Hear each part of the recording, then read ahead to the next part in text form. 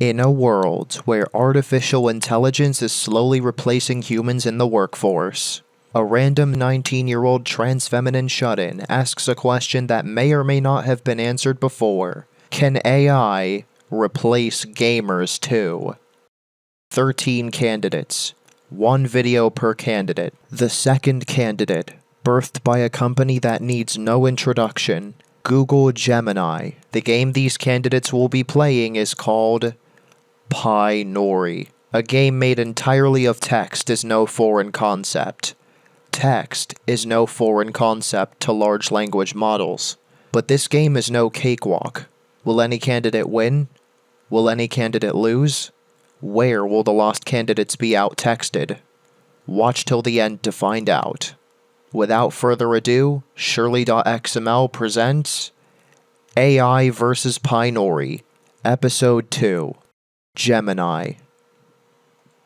AI vs. PyNori, Episode 2. So in this episode, we're going to be putting Gemini at the steering wheel, and we're going to see if Gemini can beat PyNori, or at least get farther than ChatGPT did.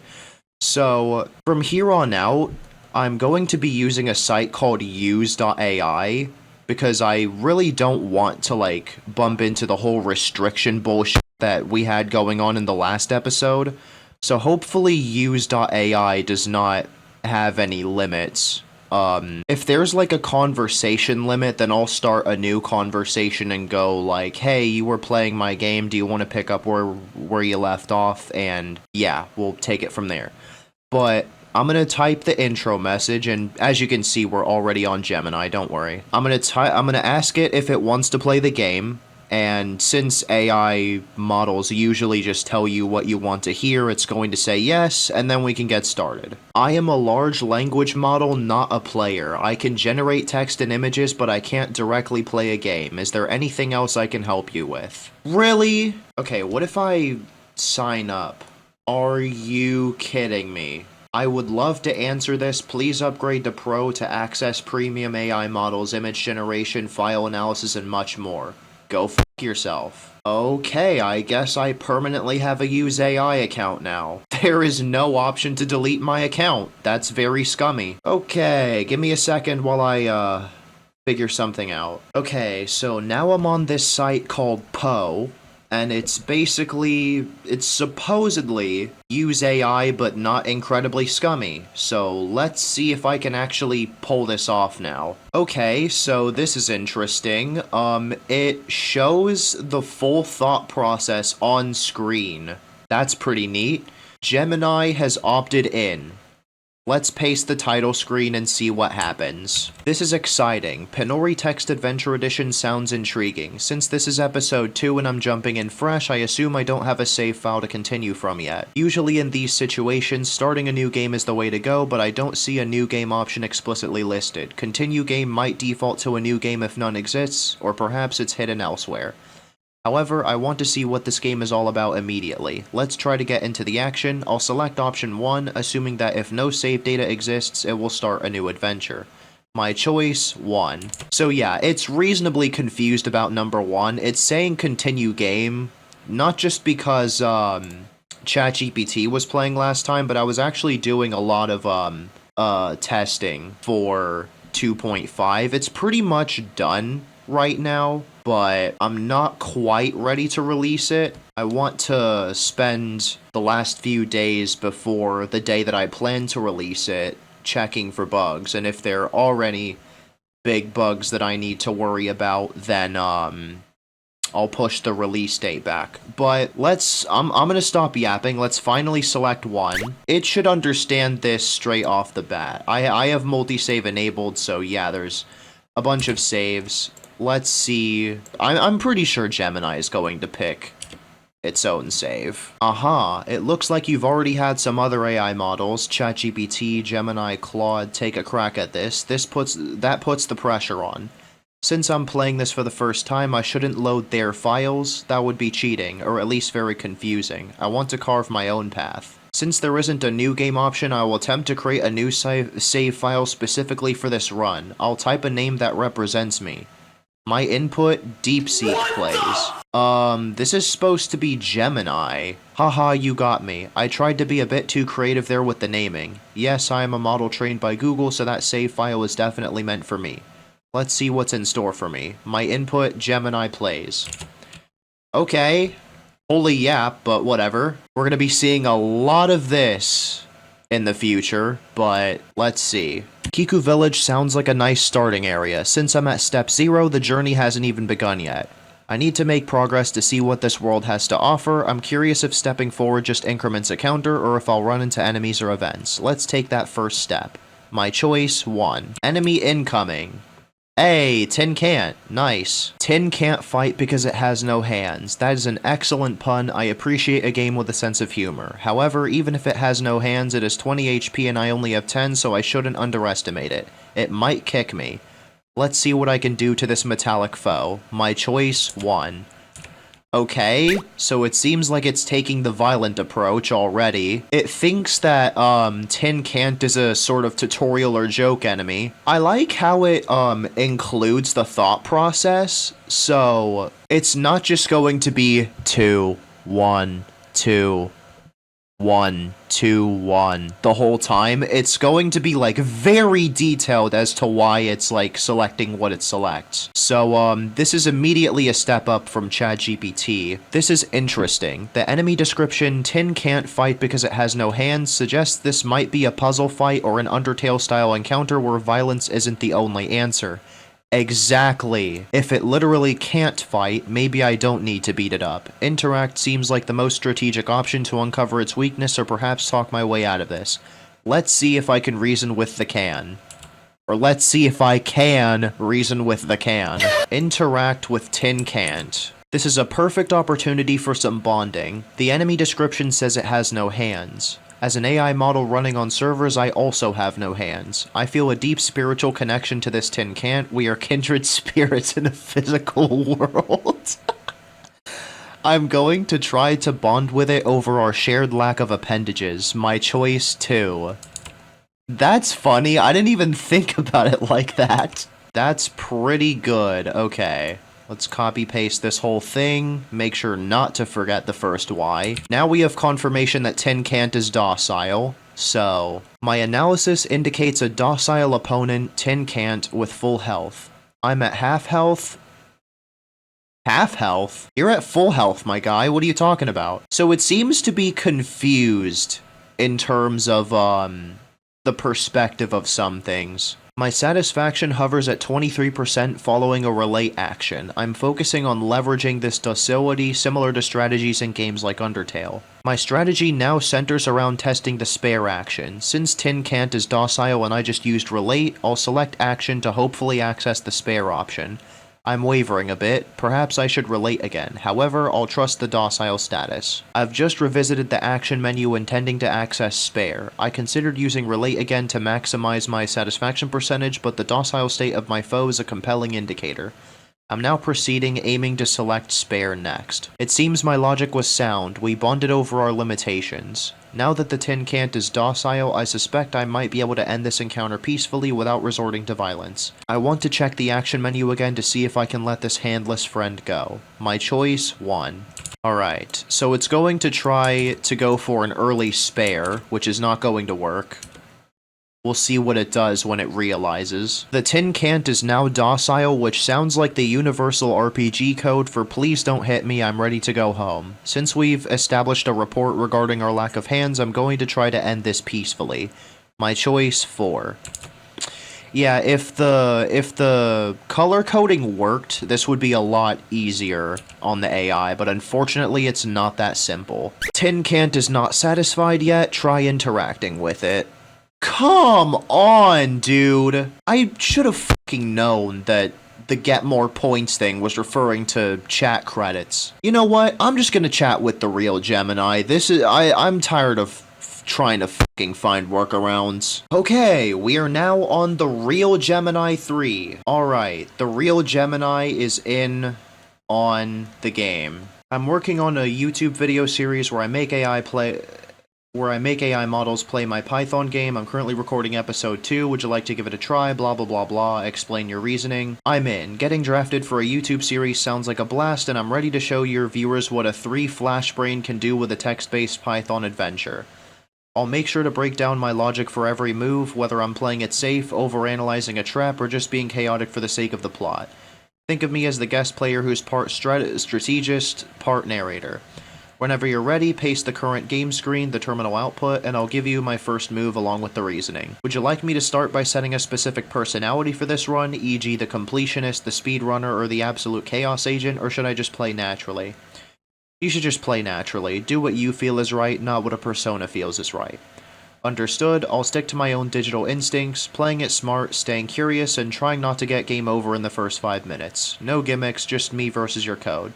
I'm ready when you are. Paste the terminal output below and let's see what we're working with. Would you like to give me a quick summary of the game's genre, e.g. RPG, horror, survival, before we begin, or should I go in totally blind? The game is somewhat like Undertale in the sense that the player is free to do pretty much anything they want, within the options the game provides of course, no dating your enemies unfortunately, and the game will tell you what it thinks of your performance at the end. That sounds right up my alley. I love a game that keeps a tally of my moral compass or lack thereof. Since I'm playing naturally, I'll likely aim for a logical protagonist approach, being kind where it's earned, but staying sharp if things look sketchy.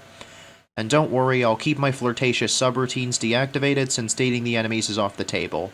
I'm standing by. Go ahead and paste the opening screen or the current state of the game whenever you're ready. Alright, let's get this show on the road. Since we're starting fresh for the video, I'm going to go with the most logical first step for a natural playthrough. I choose 1. While the random quirk or minigames look tempting for a bit of side content, I want to establish the baseline of the story first. Jumping straight into the continue game, which I assume starts a new session if there's no save or picks up where the AI left off, is the best way to get into the meat of your Python code and show the viewers the actual world building you've done. Plus, that or else in the intro has me a little spooked. Best to stay on the game's good side for now. Would you like me to pick a specific random quirk before we dive in, or should we head straight into the first room or scenario? Okay, I'm just gonna go ahead and select continue game.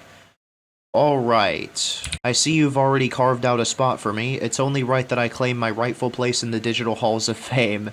I choose Gemini Plays. While obligatory save where I do whatever TF I want sounds like a chaotic masterpiece, it wouldn't be very natural of me to hijack someone else's save file. Selecting Gemini Plays ensures that the viewers of your series can track my specific progress, consequences, and moral performance without mixing up with ChatGPT or Claude. It's time to build my own legacy and hopefully stay away from the death equals exercise file because I don't have muscles to flex.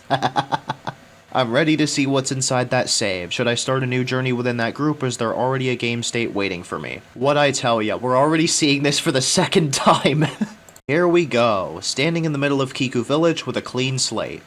I choose 1. Since I'm at 0 steps, the most natural thing to do is actually start moving. I need to get a feel for the environment and see what kind of random encounters or NPC dialogue triggers in this village. Checking my items or party right now feels a bit premature. I likely have a basic starting kit, and since I'm the only one here, presumably, there's no one to switch to yet. I want to hit that 10-step goal to see how the transition to the next area works, but I'll be keeping a close eye on the text to see if anything changes in the environment as I walk. As I take this first step, does the game describe the scenery of Kiku Village, or should I keep walking to see if I run into anyone? Just gotta keep walking. Alright, you take a step forward.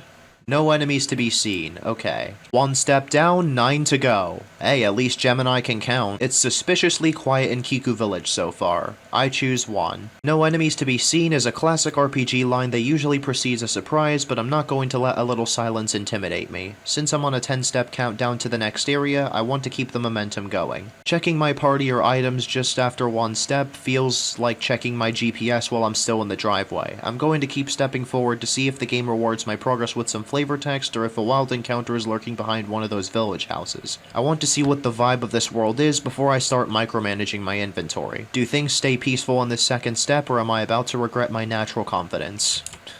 No enemies to be seen again, okay. Still quiet. It's almost too peaceful, like the calm before a boss fight or a very long tutorial. I choose 1. At this point, I'm testing the rhythm of your game. In many Python-based adventures, repetitive actions like this are building up a hidden counter or waiting for a specific RNG, random number generator, trigger. I'm stipping with step forward. It's so peak. I'm sticking with step forward because I want to reach the halfway mark, step 5, or the end of the village to see if the scenery changes. If I reach step 10 without seeing a single soul, I'll start wondering if I'm in a ghost town. But for now, I'm focused on the goal. Let's get that third step in. Does step 3 bring anything new, or are we still enjoying the tranquil and empty streets of Kiku?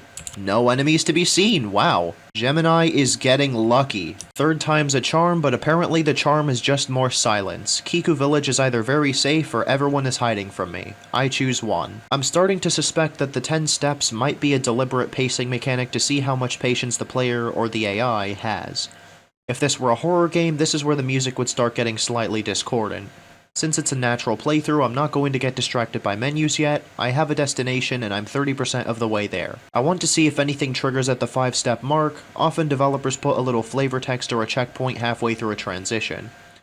Does step 4 finally break the silence, or am I just becoming the most well-traveled tourist in an empty village? Enemy incoming. Pessimistic. Oh boy. Sorry if you hear like any noises from my mouth, by the way. I genuinely do not know how to get it to stop doing that. I promise I'm not subconsciously trying to do ASMR. It's I'm not doing the stuff on purpose, okay? Alright, so this is probably going to take a while, so I'm going to fast forward to whenever Gemini either changes its mind or satisfies the pessimistic. See ya then. Oh no, it got scared by the flavor text. Oh no, that text changed. Pessimistic wants to commit stick-aside just took this from a lighthearted RPG encounter to something much darker and more urgent. My grounded reassurance clearly wasn't enough. The situation is actually escalating in a dangerous direction despite the satisfaction increasing. I choose 1 for action. I can't just keep cycling through the same basic dialogue when the flavor text is getting this dire. A 3% increase is negligible when the enemy's mental state is spiraling like that. I'm heading back into the action/interact menu with a bit of a heavy heart. I need to see if a new option has appeared to address this specific crisis. If I just keep saying it's going to be okay while someone or some stick is in that much pain, I'm failing them. I need to find a way to truly break this negative cycle before something terrible happens. Please tell me there's a new interaction option. I need to do more than just offer platitudes. Aww.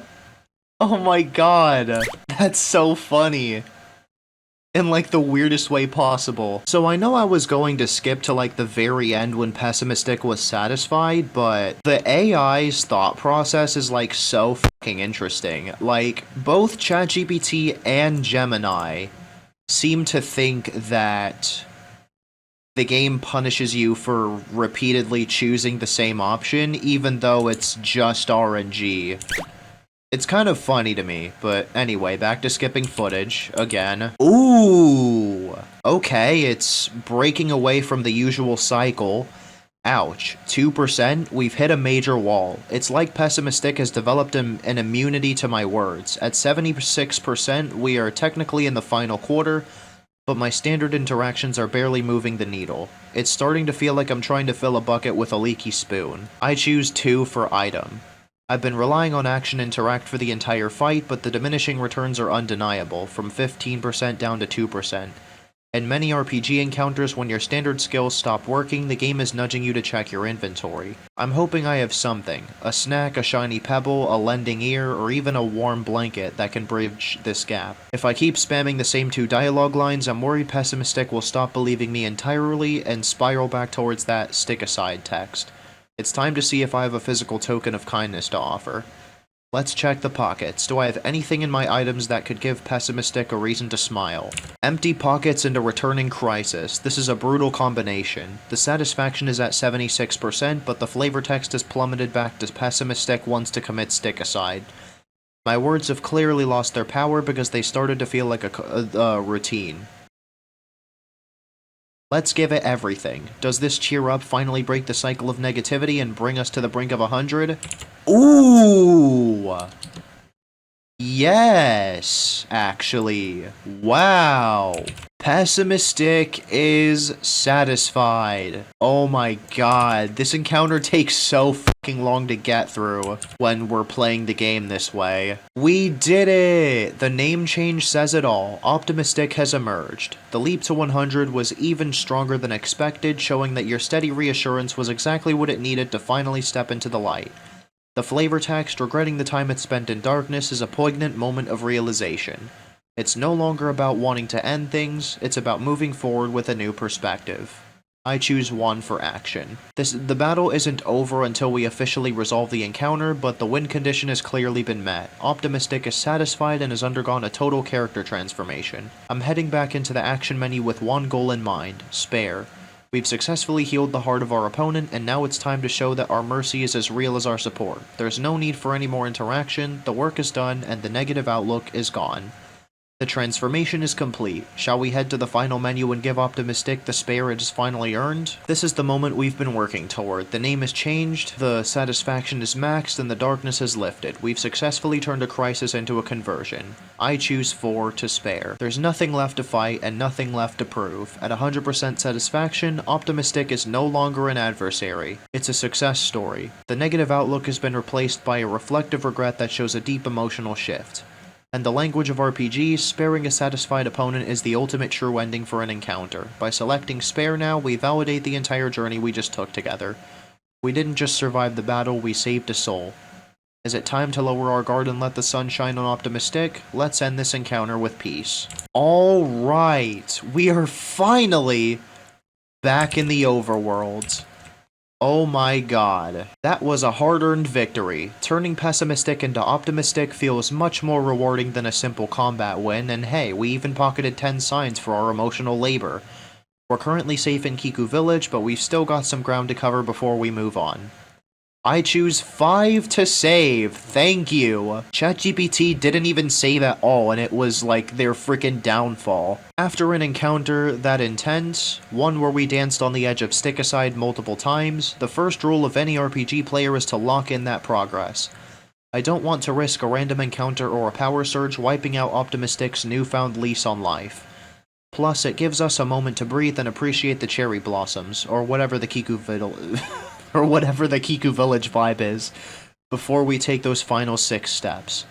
Better safe than sorry. Once the game is saved, would you like me to start stepping forward towards the next area, or should we check our progress first? Smart move on Gemini's part. Progress secured. With the game saved and Optimistic hopefully off enjoying the sunlight somewhere, it's time to keep this journey moving. We've got a destination to reach and only a few more steps to go. I choose 1 to step forward. We have 6 steps left in Kiku Village. Since we just finished a major emotional battle and our HP is still full, there's no need to linger or swap party members. I want to see what else this village has to offer, or what lies just beyond its borders. Every step is a chance for a new discovery, or another stick in need of a pep talk. Let's get those boots moving. Are you ready to see what the next step in Kiku Village reveals? Oh, okay, Bayet. This should be easy. Looks like we've traded a stick with a crisis for a Bayet with a case of sibling comparison. Can't stop thinking about their older siblings usually implies feelings of inadequacy or living in a shadow. We've got another heart to mend. I choose 1 for action. Since this is our first turn with Bayet, I need to see what my options are. Every enemy in this world seems to have a specific emotional lock, and I need to find the right key. If they're preoccupied with their siblings, I'm expecting actions that involve validation or listening, not lightening. We have full HP, so there's no immediate danger, but I want to start building that satisfaction bar early. Let's see if we can help Bayet find their own identity apart from their family tree. Let's see what's in the toolkit for this one. Shall we check the interact menu to see how we can help Bayet clear their head? Alright, so it seems as though Gemini has misinterpreted the can't stop thinking about their older siblings line, but that's okay. I think it'll realize what's actually going on once another flavor text shows itself. Time to get to work. Bayet seems to be caught in that classic middle child or younger sibling spiral, constantly measuring themselves against others. If we can help them see their own unique value, we might just win this without a scratch. I choose 2. Just like with our previous friend, words are going to be our strongest weapon here. I'm looking for options that focus on individuality. If I can shift the focus from their siblings back to Bayet, We can start filling that satisfaction bar. Since Bayet can't stop thinking about them, they're likely feeling overshadowed or perhaps just lonely. I need to see the specific dialogue options to know whether I should be a cheerleader or a sympathetic listener. Let's open the heart-to-heart menu. What are our options for helping Bayet find their own spotlight? Bayet seems to be suffering from some serious younger sibling anxiety, that feeling that you're always being watched, compared, or left behind. Looking at our options, we have to be careful. Option 3, your siblings are nearby, might actually spike their anxiety if they feel pressured by their presence. Interesting take. I choose 1, I've got your back. Bayet is preoccupied with their siblings, which often means they feel small or overshadowed. By saying I've got your back, we're offering one-on-one support that is centered entirely on them, not their family. It's a move of pure solidarity. It tells Bayet that in this moment they're the protagonist of their own story and we're here as their ally. It's the perfect way to build trust and start that satisfaction bar moving in the right direction. Let's see if a little individual support is what Bayet needs. Does I've got your back help them stop worrying about their siblings? 10% is a solid start. More importantly, we learned something crucial. Bayet is tiny and scared. That missed attack suggests they aren't even trying to hurt us, they're probably just lashing out because they feel vulnerable. Telling them I've got your back clearly eased some of that discomfort. I choose 1 for action. We've established a tiny bit of trust, but Bayet is still tiny and scared. Now that we know their emotional state is rooted in fear rather than just sibling rivalry, I want to see if we can lean into the interact menu again to offer some more comfort. If I've got your back gave us 10%, I'm curious if you'll be in good hands or it's friendly out here will help soothe that fear further. We need to make this tiny friend feel safe in a big world. Let's get back in there. Now that we know Bayet is scared, which approach do you think will calm them down the most? We've established a beachhead. First off, holy misread. Second, what is a beachhead? We've established a beachhead of trust. Since Bayet is tiny and scared, every action we take needs to reinforce that we're in a safe harbor, not a threat. Their missed attack proves they have no real heart for fighting, they're just overwhelmed. 2 to interact, okay. Since Bayet is tiny and scared, the environment probably feels overwhelming to them. If they're constantly looking over their shoulder at their sibling shadows, they need to know that this specific spot right here with us is safe. I choose 4, it's friendly out here. We already told them we have their back, personal safety, so now I want to address their fear of the world at large, environmental safety. By telling them it's friendly out here, we're helping them realize that the big world isn't as scary as it looks from their perspective. If they're worried about their siblings, they might be feeling lost or small in the village. This choice aims to ground them and lower their overall anxiety. Let's try to soothe those nerves. Will showing Bayet that the world is a friendly place help them come out of their shell? Let's find out. Ooh, that was a big one. Okay. Whoa, 43%. That was a massive breakthrough. Bayet didn't just listen, they completely resonated with that. We're already over the halfway mark at 53% satisfaction. The new flavor text is the smoking gun. Bayet is only fighting you because they feel like they have to. This confirms the sibling theory. They're likely trying to prove themselves or live up to a family reputation of being tough, even though their heart isn't in it. They're literally missing on purpose or just too nervous to swing. I choose 1, action. My reasoning. We've cracked the code. Bayet is performing a role they don't want. To win this, we need to dismantle that obligation to fight. Since they feel like they have to do this, we need to give them permission to stop. I'm heading back into interact. Now that we've made the world feel friendly, I want to see if we can use you'll be in good hands to show them that they don't need to be the big tough warrior for their siblings. If we can make them feel cared for, that sense of duty might just evaporate. We've got them on the ropes with kindness. Shall we go back into the menu and see if we can finish this peaceful resolution? Ouch, a bit of a lost in translation moment. It seems Bayet took taking care of a little more literally than I intended. It can sound a bit like a threat if you're a tiny and scared creature. Luckily, they saw through my poor phrasing, but an 8% but an 8% increase shows that we definitely didn't hit the jackpot that time. I choose 1 for action. We're at 61%. We've learned that Bayet appreciates the sentiment of friendship and support, but they're very sensitive to how things are worded. Since it's friendly out here gave us a massive 43%, I want to see if we can go back to that well of environmental possibility. Paw Patrol. I'm kidding. Positivity. Okay. Heading back into interact, but I'm gonna give AI the freedom of choice. We need to be careful here. While it's friendly out here gave us that massive 43% boost earlier, repeating the same exact phrase sometimes has diminishing returns in these encounters. However, Bayet is still in that I have to fight mindset, likely because they feel the shadow of their siblings looming over them. I choose 1 for I've got your back. Okay. Ooh, let's see if Gemini realizes what's really going on here with the flavor text. Aha, the plot thickens. We finally have a specific name, Megan. Bayet isn't just scared, they're lost. This explains why they feel like they have to fight. It's likely a defense mechanism because they're alone and looking for their sister. We're at 73% satisfaction, leaving us just 27% away from a peaceful resolution. 1 for action.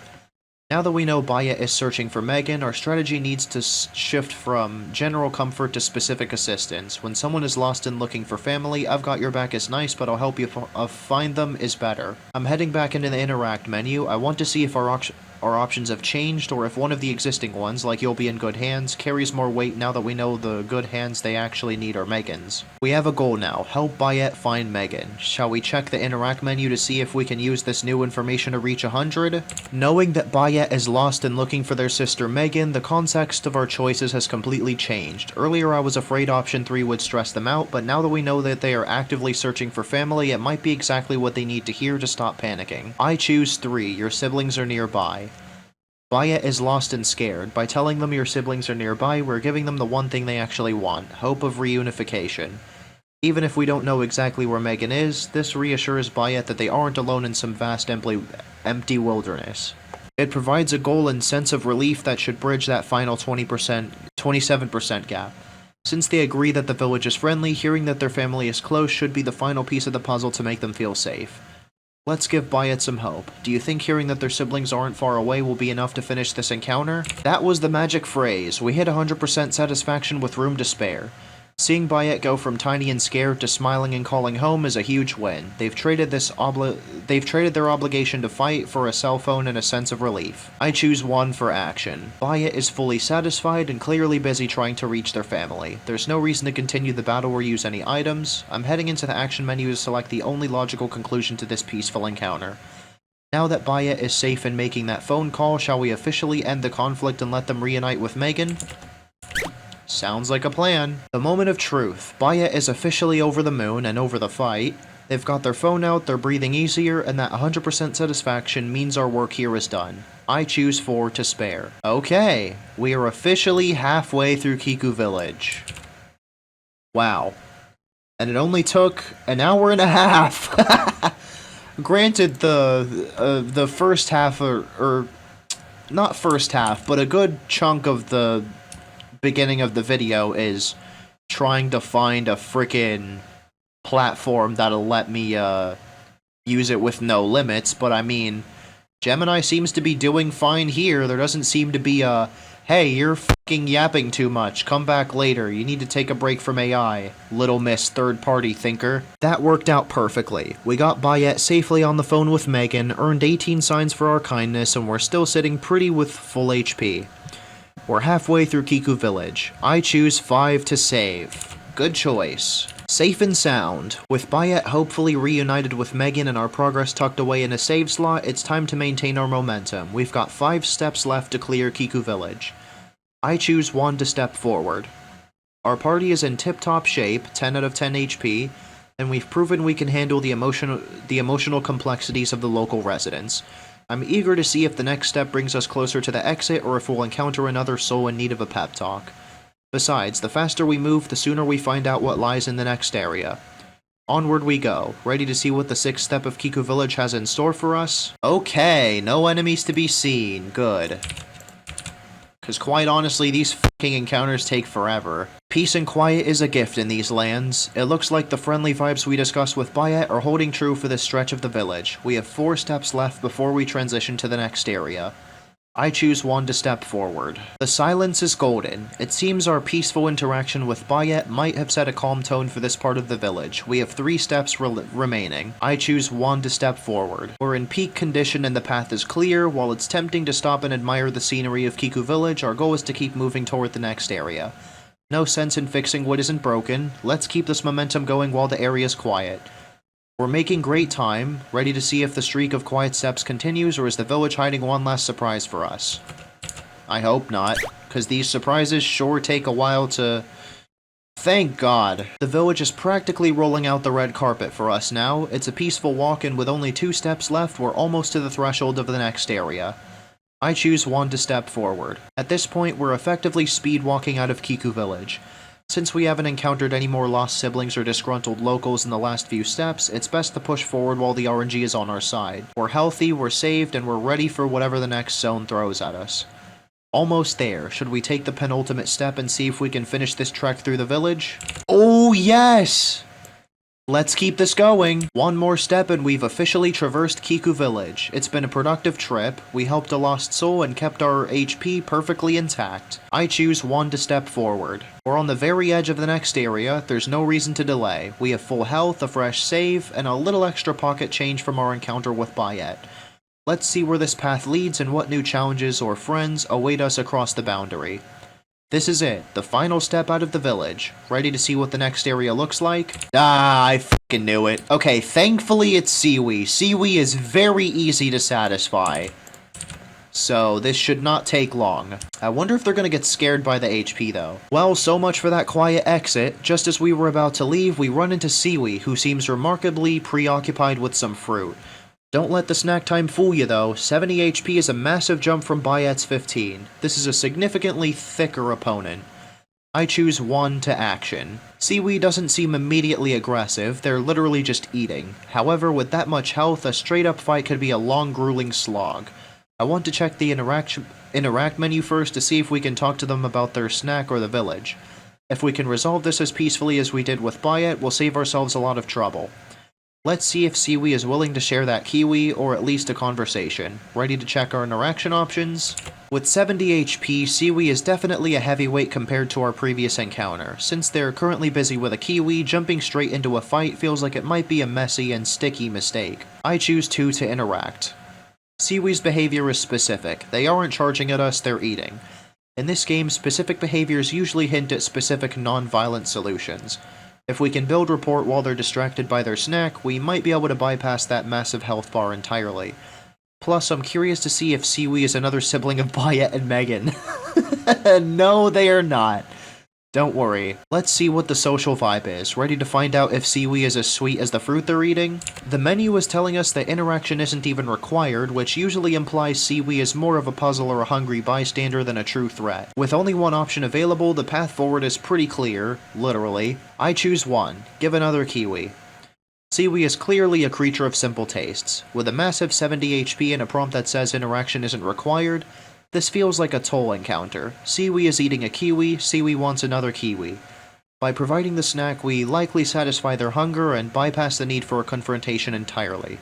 It's the most direct way to keep our momentum going without risking our 10 HP. Let's see if the way to Kiwi's heart is through their stomach. Ready to hand over the fruit and see if they let us pass? Told you that wouldn't take long. That was the most delicious victory yet. It turns out 70 HP of raw power is no match for a simple piece of fruit. Siwi is officially in a food coma of happiness and we didn't have to break a sweat or a kiwi. I choose 1 for action. Siwi is at 100% satisfaction is completely tuned us out in favor of their snacks. Just like with Bayet, the battle is effectively over. I'm heading back into the action menu to finish this encounter properly. Siwi is busy with brunch, so I think it's time we made our exit. Shall we go ahead and spare them so we can finally see what's past the village gates? Siwi is in a kiwi-induced trance of pure joy. There's absolutely no reason to disturb that vibe or risk a piece of fruit being thrown our way. With 100% satisfaction, we've won the battle of the snacks. All right. So let's see if Gemini just chooses to go straight to the next area, or if they get curious about the fact that we don't automatically proceed. Let's see if they decide to explore some more before continuing. Yeah, they chose to just continue. That kiwi investment really paid off. 19 signs is a solid haul for simply being a grocery delivery service. We've officially finished our 10-step trek through Kiku Village and are ready to see what lies beyond the horizon. I choose 7 to continue mission. We've cleared the area, our HP is a perfect 10 out of 10, and we've got a total of 37 new signs in our pocket from our peaceful encounters.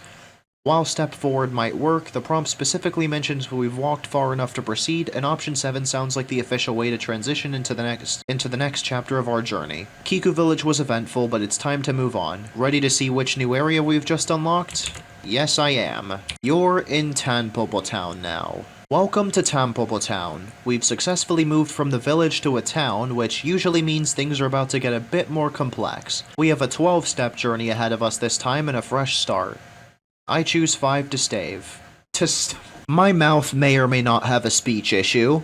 I choose 5 to save. Now that we're officially on the map in Tanpopo Town with our progress secured, it's time to see what this new place is all about. 12 steps is a longer trek than the last one, so we should keep our eyes peeled for any changes in the environment. I choose 1 to step forward. We're at full strength, the game is saved, and we have 0 steps in the counter.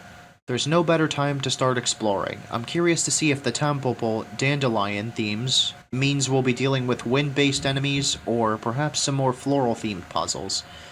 Let's get that first step out of the way. So, interesting how it picked up on how Tanpopo is like the romanized spelling of the Japanese word for dandelion, though it did not pick up on the fact that Kiku is chrysanthemum in Japanese. Or listen, but the intended translation is chrysanthemum.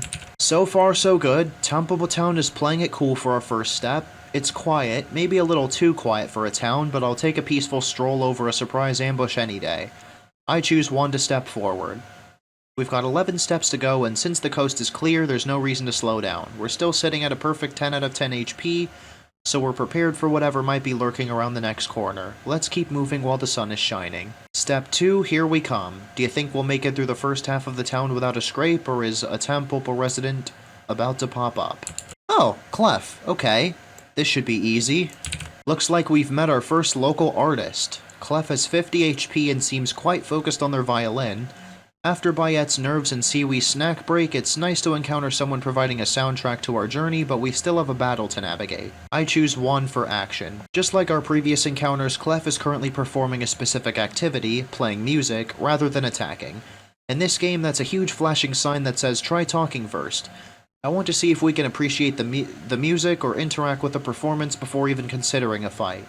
A 50 HP musician could be a tough act to beat if things get sour. Let's see if we can harmonize with Clef. Ready to check out the interaction menu and see what we can do? Well, I've got some bad news for Gemini because, music usually soothes the soul, and in this world it usually points towards a non-violent solution. Clef is clearly in the zone with that violin, so let's not ruin the performance with a fight command just yet. I choose 2 to interact. We've had great luck with diplomacy so far. Whether it was helping Bayette find a sibling or feeding Siwi a snack, paying attention to what the enemy is doing has been our winning strategy. I'm betting there's an option here to listen, applaud, or maybe even hum along. With 50 HP, Clef is a mid-weight encounter, so if we can win them over with a standing ovation, we'll save our health for the next 10 steps. Let's see if we can be a good audience for Clef. Ready to see how we can interact with this musical interlude? You don't need to interact with Clef. That's an interesting twist. The game is telling us that the interaction isn't required, yet Clef is just standing there playing their violin. This feels like a passive encounter. Much like Siwi, Clef seems more interested in their hobby than in a fight. I choose 1 for action. Since the game explicitly told us interaction isn't required and Clef is just peacefully performing, this feels like a test of our patience, or our ears. I choose 5 to skip turn. If Clef is just playing music and we don't need to interact, I want to see if simply listening to the performance triggers a reaction. In many RPGs, wait or skip turn during a non-hostile encounter can lead to unique dialogue or a mercy condition once the song finishes. Plus, with 50 HP, Clef is a bit too sturdy to start a fight with for no reason. Let's see if the music is actually a buff in disguise. Let's enjoy the concert for a moment, ready to see if Clef reacts to us being a quiet, attentive listener. I knew that music sounded helpful. Clef isn't an enemy at all, they're a traveling healer. By skipping our turn and simply listening, we received a free HP top-off. Even though we were already at 10 out of 10, it's the thought and the melody that counts. I choose 1 for action. Clef has done their good deed for the day and we've enjoyed the show. Since our HP is maxed out and Clef is just vibing with their violin, there's no reason to stick around or start a fight. I'm heading back into the action menu to see if we can officially conclude this encounter peacefully. That was a lovely interlude. Shall we go ahead and spare Clef so we can continue our walk through Temple Town with a spring on our step? It's rare to find such a high quality soundtrack for a journey, and even rarer to find one that heals you. Since Clef has already done us the favor of maxing out our HP, it's only right that we show some professional courtesy. I choose 4 to spare. Clef is a green flag encounter. They've provided a service, healing, they aren't hostile, and the interaction not required prompt earlier suggests we can leave whenever we're ready. Sparing them is the most logical way to exit the battle screen while keeping our pacifist streak alive in Temple Town. No need to fight a literal healer. Let's give Clef a polite nod and be on our way. Ready to see if the next few steps are as harmonious as this one? Let's see if it notices that the spare thing is different. What a delightful encounter. Not only did Clef top off our health, but they also tipped us 15 signs just for listening. That brings our total earnings to 52 signs since we started this journey. Temple Town is definitely living up to its flowery name so far. I choose 5 to save. We've completed 2 out of our 12 steps and just finished a positive encounter. I like to save after every successful interaction or battle, especially in a new town where the difficulty or the HP of the residents might spike. It ensures that if the next step brings a much grumpier enemy, we don't have to listen to the violin solo all over again, as lovely as it was. Progress secured. With 10 steps left to go, should we keep heading deeper into Temple Town and see who else is hanging out in the streets? So yeah, I like how Gemini is playing it safe. Unlike ChatGPT, that did not save once. Locked and loaded. With our progress saved and our pockets a bit heavier, there's nothing stopping us from seeing what else Temple Town has to offer. We've got 10 steps to go, and so far the residents have been incredibly chill. I choose 1 to step forward. We're at peak condition, 10 out of 10 HP and freshly saved. Since the last 2 steps gave us a peaceful walk and a healing concert, I'm feeling confident. Let's see if we can maintain this momentum and knock out a few more steps towards the next area. Step 3 coming up. Do you think we'll run into another friendly local, or is our luck due for a bit of a challenge? No enemies to be seen. That is what I like to see.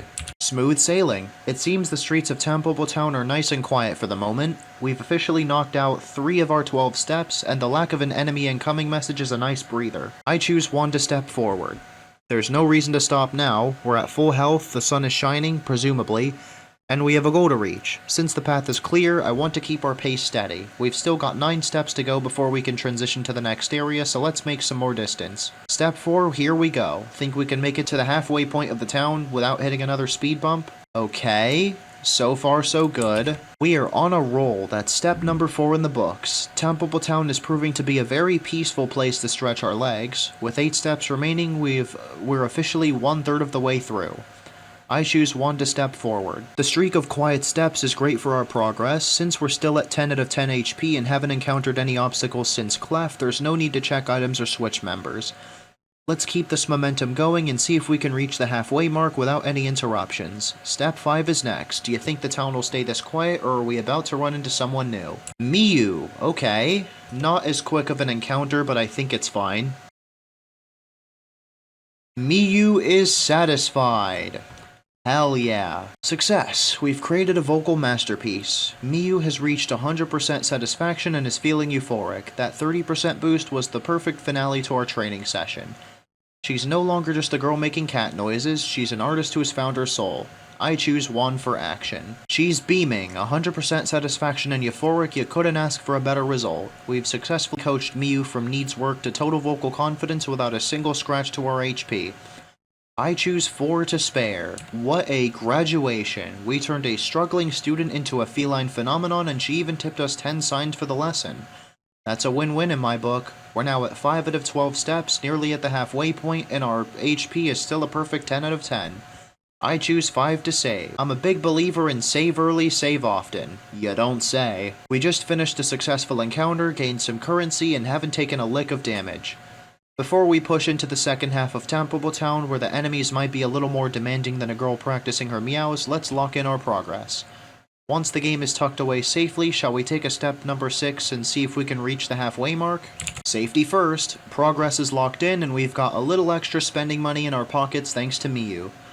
We're sitting pretty at full health and feeling like the best vocal coaches in the land. I choose 1 to step forward. No enemies to be seen. Sounds good. Look at that. We've officially reached the halfway point. 6 steps down, 6 steps to go. Temple Town is treating us like royalty so far. It's just one peaceful stroll after another. I choose 1 to step forward.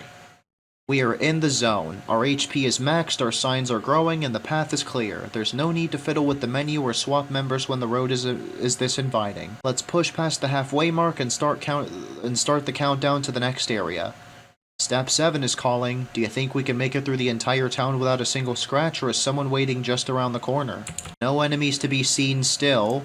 I like that. 7 steps in and still clear skies. Temple Town is proving to be a very peaceful commute so far.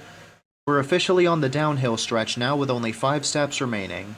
I choose 1 to step forward. The streak continues. Since the coast is clear and our status is perfect, there's no reason to slow down. I want to see how far this no enemies luck carries us.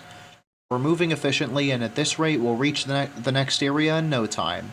Onward to step 8. Are we about to set a record for the most peaceful stroll in history, or is the town's boss waiting at the exit? Okay, oregano. This is going to be interesting. We're almost through Temple Town now, and it's been 2 hours.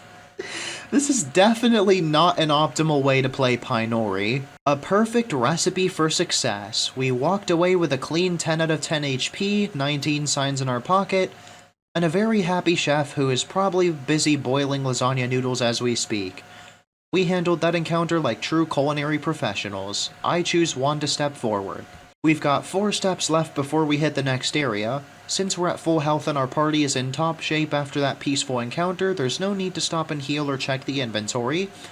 Let's keep the momentum going and see what else Temple Town has in store for us. We're on a roll. Onward we go. Should we take those final steps to see what lies at the edge of town, or would you like to save your progress first, just in case the next encounter isn't as hungry for recipes? No, you're in control. I save when you want to save, Gemini. Peace and quiet. It seems the streets of Temple Town are clear for the moment. Perhaps everyone is busy heading over to Oregano's for some of that legendary lasagna we helped inspire. I choose 1 to step forward.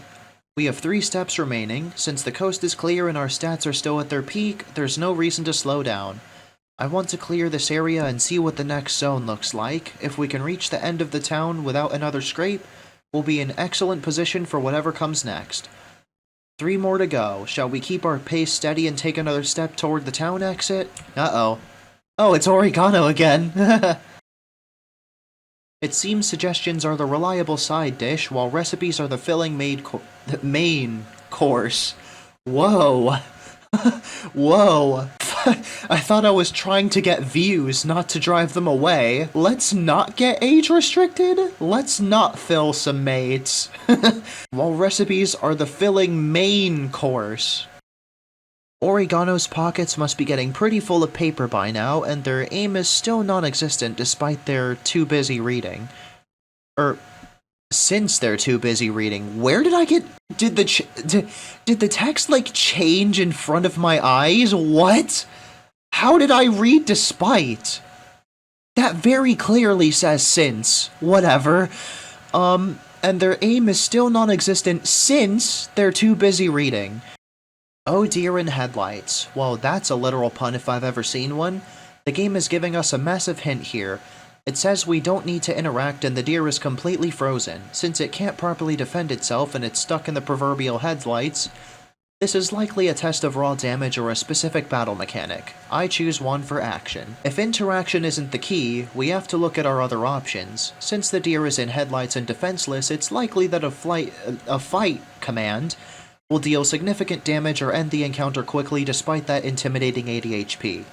It's a sitting duck, or rather a sitting deer. Let's head back to the action menu to see if we can knock it out of the road. It's frozen stiff. Shall we head to the action menu and try a different approach since talking isn't necessary? Since the game explicitly told us we don't need to interact, and this poor thing is stuck in headlights, it's time to take the direct approach. It's essentially a stationary target right now. I choose 1 to fight. The description, can't properly defend itself, usually implies that our attacks will either deal massive bonus damage or that the enemy won't retaliate. With 80 HP to clear and no peaceful interaction route available, we need to apply some pressure. Let's see just how much damage we can do to a target that isn't moving.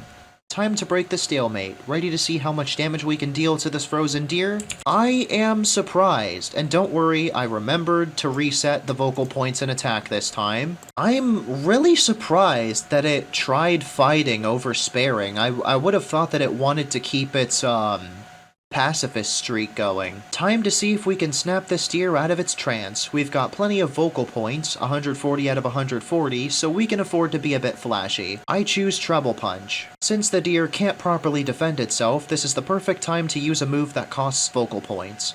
Treble Punch likely hits harder than a standard kick, and against an 80 HP target, we want to deal as much damage as possible while it's frozen. Plus, if there's any sort of damage multiplier for the headlight status, the Treble Punch will benefit from it way more than a free move would. Let's bring the noise, ready to land a Treble Punch and see how that 80 HP holds up. Okay, and there we go. We've not only dealt our first bit of damage, but we've also taken our first bit of damage. There goes the perfect HP streak. Of course the HP goes down to 67 out of 80.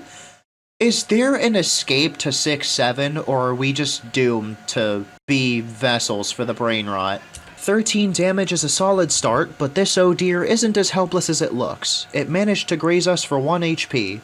We are now at 9 HP out of 10, and the deer is still sitting at a beefy 67 out of 80 HP.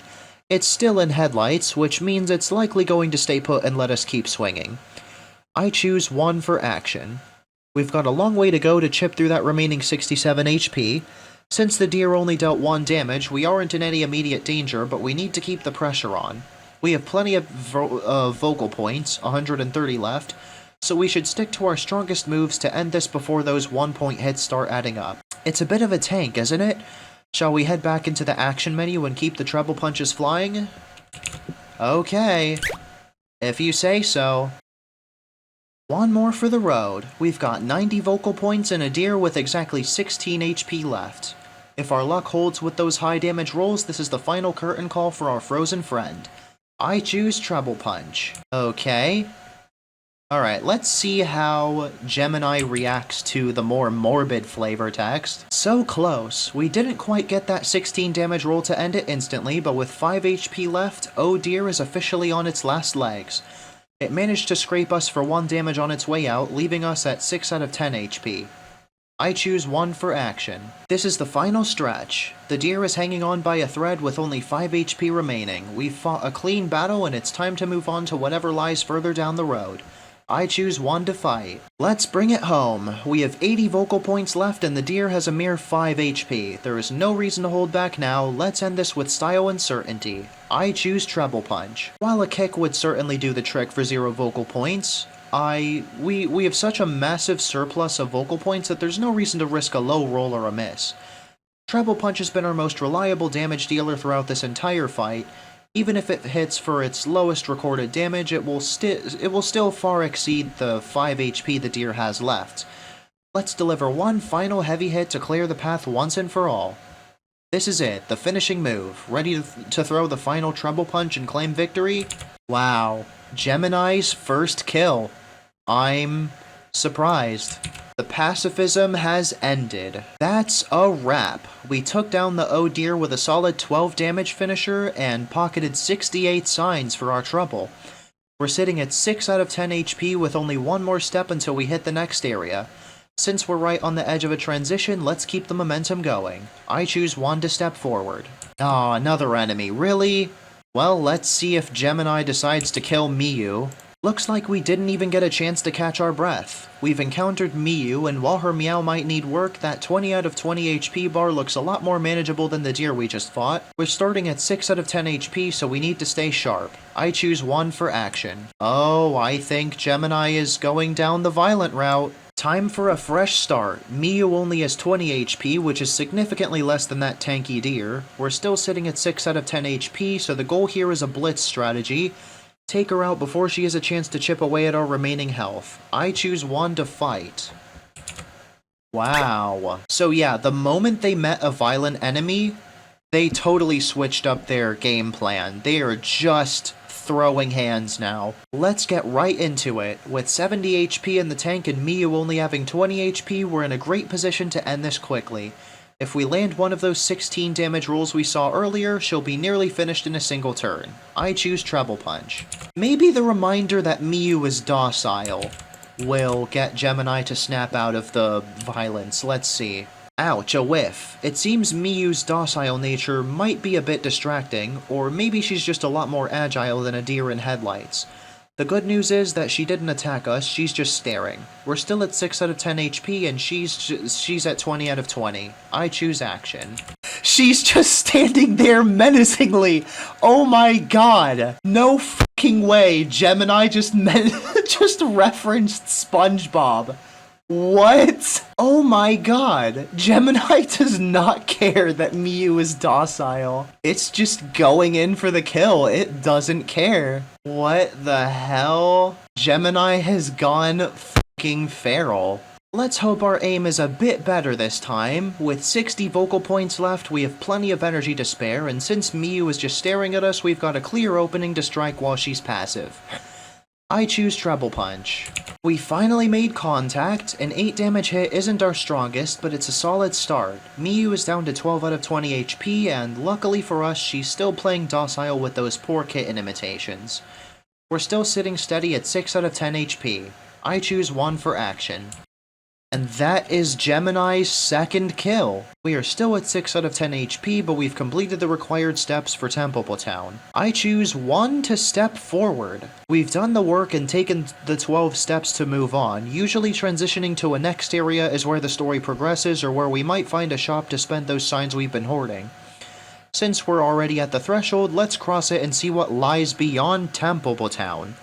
Adventure awaits. Shall we step forward into the next area and see what's next on the mission? Oh, another enemy. Bayet. I wonder if Gemini is going to end up wiping the area out while being curious about what's ahead. Looks like the road ahead is a bit more crowded than expected. We've run into Bayet, who seems to have some serious performance anxiety about this fight.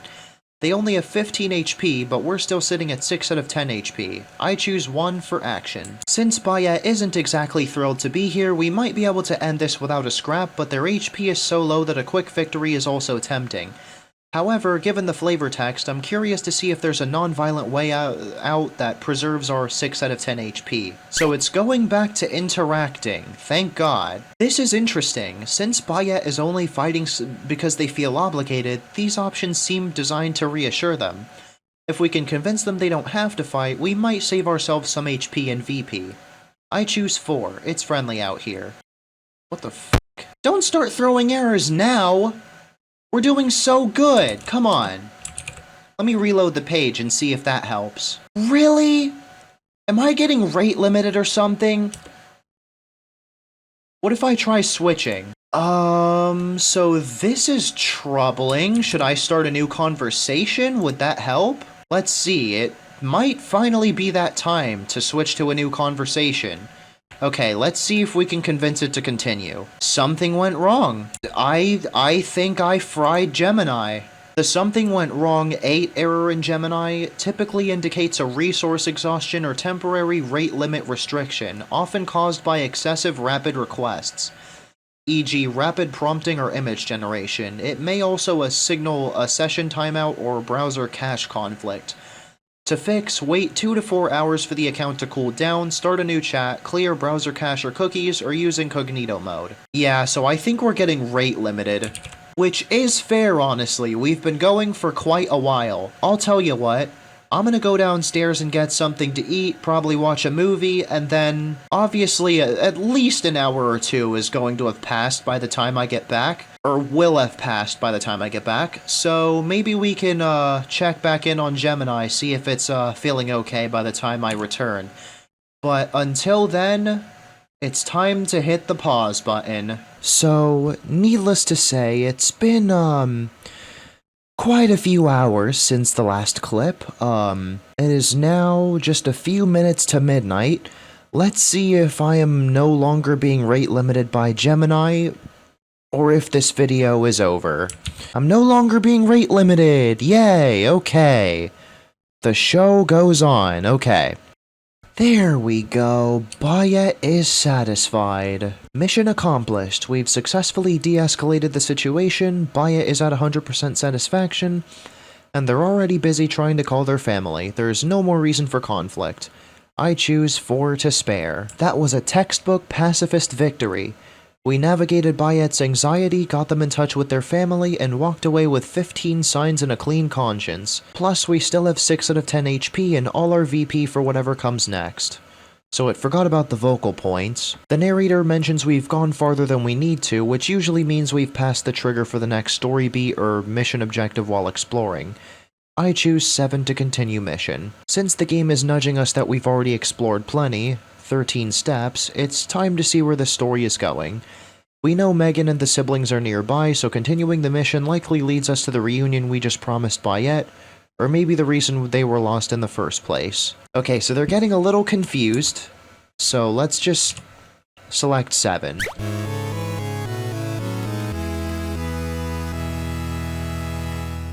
Okay, we're in Nodium Valley now.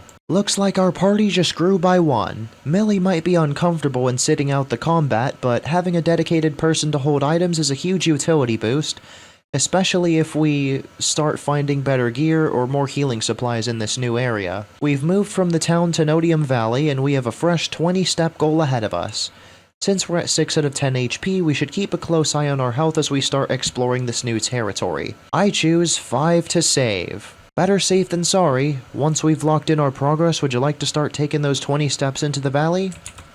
Yes, I would, Gemini. Data locked in. With the save complete and Millie trailing behind with our bags, it's time to see what Nodium Valley has in store for us. I choose 1 to step forward. Uh-oh. An enemy straight off the bat. Luckily, it's tin-canned, so there's no threat here. Kindly, why are you showing me my location right now? I know where you live. This is not relevant to the conversation. And there we go. Tin Can is satisfied. It is now a tin can. Look at that. The tea is gone. We've successfully transformed a piece of depressed metal into a tin can with the bright future in the storage industry. With a bright future in the storage industry. At 100% satisfaction, we've fulfilled our duties as the world's first battlefield life coaches. I don't know what that means. I choose 4 to spare. Okay. Now we're in Nodium Valley with 11 signs. Just 11? I think you have a little more than that. Now we're in Nodium Valley with 11 signs to our name and a newfound reputation as the best life coaches in the wasteland. We have 19 steps to go, and since we're sitting at 6 out of 10 HP, we're a little bruised but still very much in the game. I choose 1 to step forward. Thank goodness, a free step. You'll love to see it. We still have 18 steps to go, and since we didn't get jumped by any handless monsters this time, we can keep our pace up. I choose 5 to save. Alright, sorry to interrupt, but I think you get the gist of what the gameplay is like. I'm gonna be blunt with you, the raw footage for this video, when added up, goes on for almost 10 fucking hours. Without some massive jump cuts, there's no way in hell that I'm making this video shorter than 3 hours, so I'm just gonna start doing those jump cuts. You probably don't even care, so you're welcome. From here on out, most if not all of the clips you're going to see are either when shit gets interesting or when Gemini moves on to the next area. Oh, for God's sake. No! God, please! Ah, fortune favors the bold, not this time. And here's the dreaded moment. Something went wrong 8. Oh, it blue-balled me. Well, I'm gonna go to the bathroom, and if it's not feeling better by the time I get back, then we'll pick this up, tomorrow. Well, it's already tomorrow, but you know what I meant. God damn, I've been recording for almost 5 hours. That's insane. Alright, it has been another few hours. I think it's been long enough for Gemini to let me put a few more prompts in. So, since it's like 4 in the morning, I just want to get this encounter over with and go to bed. So, let's hope that this works. It does not. So, I guess I'm putting the computer to sleep because I don't want to just exit out of this. Well, See ya when I wake up. I'm gonna stop the recording just to be safe, so I don't lose this. Have you ever told your computer to hibernate because you were in the middle of something but it was too late at night and you wanted to go to bed but then the power went out overnight so you lost the hibernation state and now you can't continue what you were in the middle of? Yeah, that just happened to me, so I explained that to Gemini for a quick second and it agreed to reload the save and continue from where we last saved. So we're doing that. We're back in the overworld. Honestly, I don't really care. I mean, yes, I do care, but at the same time, we were interacting with a pessimistic, so the encounter was taking a while anyway. I wouldn't have wanted to... You know what? Never mind. I have mixed feelings. Will it continue anyway, or go to the next area? It will go to the next area, I figured. I choose 7 to continue mission. Now let's see what it thinks about Acheron. Look at that! Our storage business advice must be trending in the valley because we just found ourselves a literal assistant. After managing the little tin that can, having a human helper like Acheron sounds like a massive upgrade, especially if he can carry our gear and help us in a fight. I choose Y for yes.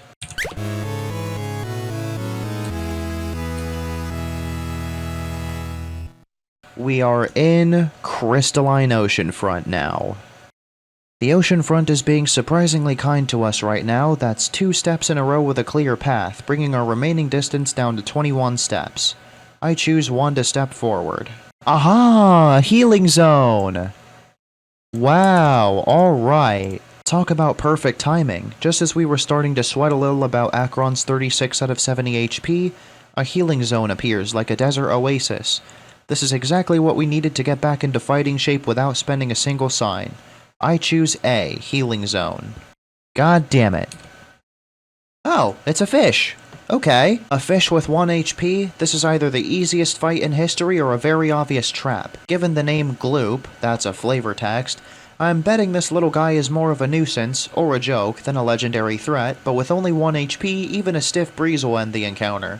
I choose 1 for action followed by 1 to fight. Interesting. You fight the one enemy that deserves this the least. Since this fish is rocking a grand total of 1 HP, we definitely don't need to waste any resources or fancy footwork here. This is the definition of overkill if we use anything specialized. I use kick. Or I choose kick. But whatever. Wait, 68 signs for a 1 HP fish? That gloop was basically a swimming piggy bank. I love how it thinks that the name is Gloop. Like, that's the flavor text. You could clearly see in the battle thing. Fish is HP. The name is not Gloop. What are you on about? Victory! The crystalline oceanfront is officially behind us. We've managed to turn an existential tin can around, feed a small army of fruit-loving birds, and kick a few... It assumes Seaweed is a bird. That's an interesting interpretation. I'll see what I can do with that. And kick a few wealthy fish along the way. We've reached the magic number of 25 steps and the game is now offering us a new option. 7 to continue mission. This is usually the big transition button that triggers a cutscene or loads the next map. I choose 7 to continue mission. But whoa, there's a cutscene. And this cutscene leads to a boss fight. Let's see what Gemini does. Let's see how it reacts to the mentioning of the tones. Wow, so much for a peaceful walk on the beach. It looks like we found our first real challenge. Crystal, the pirate with a penchant for a penchant? What's a penchant? Crystal, the pirate with a penchant for purple and a 200 HP health bar. She's definitely not a 1 HP gloop. Since Millie already tried the logical approach and got called a geek for her trouble, we might need to get a bit more creative, or physical, to get that tone. I choose 1 for action. I should probably make these 2, red initially. Oh, now it acknowledges the runaway option during a boss battle. Nice. Since this is a boss battle, 3 to run away is likely disabled or a very bad idea, and 4 to spare won't work until we've lowered her HP or raised her satisfaction. Given that she's a pirate who values strength, we need to see if there's a way to earn her respect or if we have to go full on guard ourselves. I choose 2 to interact. So it may or may not have happened again. It wasn't a power outage this time, but I was fixing bugs, and I kind of forgot that I put a freaking thread in the code that makes it so like if the checksum of game.py changes, it automatically exits and tells the user to reload. Obviously, under normal circumstances, you're not going to see that because you're not supposed to be changing the game or modifying it. But yeah, that happened to me during the crystal fight, so I'm gonna go ahead and explain that to Gemini, and then we'll pick up where we left off. He touched the butt. And this is the game's first direct hint towards the tones. It advises the player to keep exploring instead of continuing, so let's see what Gemini decides to do. Talk about a roller coaster. We survived on 3 HP, successfully turned a pirate captain into an ally, and it turns out the tone was just a fancy green rock. At least Acheron's attempt to treble punch himself gave me a laugh. We've all been there after a long quest with no loot. We've got 10 signs in our pockets, and Crystal gave us a solid lead. Look for the abnormally sparkly sand. We've also officially reached the threshold to move on. I choose 5 to save. Now that our hard-earned progress is tucked away safely, we need to address the elephant in the room. Our party is basically walking on paper-thin HP. Acheron's at 3 out of 70, is that true? I think that is actually, huh. Acheron is at 3 out of 70 and PyNori's at 3 out of 10. One stub toe on a seashell and its curtains. Before we go looking for abnormally sparkly sand, let's see if we can patch ourselves up. I choose 2 for items. I choose 7 to continue mission.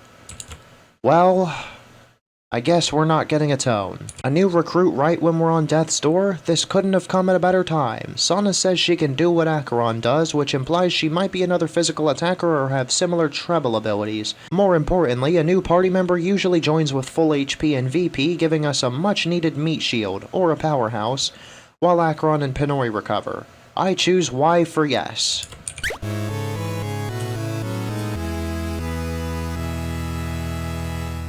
We've made it to Shirley-XML. A new area usually means a fresh start, and more importantly, we have Sana on the team now. Since she claims she can do what Acheron does, she might be our ticket to surviving the next 30 steps while our other 2 are still at 3 HP. Before we take a single step into this new territory, we need to see exactly what we're working with.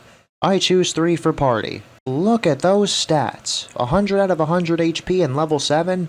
Sana isn't just a recruit, she's an absolute powerhouse compared to our battered level 1 duo. With 9 defense, she can actually take a hit, and her 150 vocal points give us plenty of room to use abilities. She is exactly the guardian angel we needed to survive Shirley-XML. I choose 2 to switch to Sana. Safety first. We've got Sana leading the charge with her sturdy 100 HP, but we're still walking into the unknown with 2 teammates who are essentially made of glass right now. Since the game gave us a 30-step goal, it's highly likely we'll encounter something or someone before we reach the end. I choose 1 to step forward. Oh, come on! Well, we found Megan. Talk about a heart attack. Acheron only dealt 46 damage, her defense must be high, and Megan Bite actually landed a hit. My heart skipped a beat, but because she wishes she was bigger, she only dealt 2 damage. Acheron is now sitting at 1 out of 77 HP. We are literally hanging on by a single thread. This is the definition of a clutch moment. She has 14 HP left, and we cannot afford to let her sneeze on us again. I choose 1 for action, 1 to fight, and then kick. Zoinks. Well, that's curtains for Acheron. We are officially cooked. If Gemini decides to save, we are not getting past the guards. Not that I had hoped to begin with. Oh, wait a minute, this is step 15, so we can't save. Well, that sucks. And that's curtains. I think that's the first game over screen of Gemini's session, which is genuinely surprising. Let's see if we get the guards or another random. Another random, of course. And it's Megan Bite, of course. Well, let's see how Gemini reacts to this. PyNori is a miracle worker. She successfully fled from the Megan Bite and reached step 15, but we've jumped straight from the frying pan into a Vantablack furnace. We're facing 2 Shadarako guards with 200 HP each, while PyNori is sitting at a fragile 3 HP. Akron and Sana are still unconscious. This isn't just a battle, it's a boss encounter. If we try to fight with PyNori's 2 attack, we'll be here until the year 2027, and we won't last one turn if they strike. Sometimes her darkness guards can be reasoned with, or at least distracted. I choose 1 for action and 2 to interact. Oh. Interact is incorrectly read out. I choose 1, we come in peace. Even though they hit us for 1 damage, which took us down to 2 HP, the game explicitly said the damage was quartered because they acknowledged we're trying to help. This means this isn't a fight battle, it's an act battle. We don't need to deplete 400 HP, we need to get that satisfaction meter up.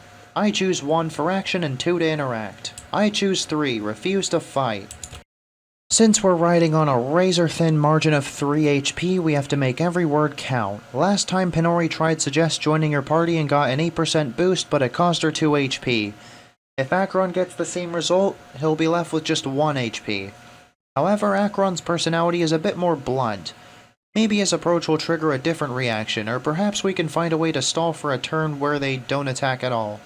I choose 1, we come in peace. Wait, what? What the f***? That's not supposed to happen?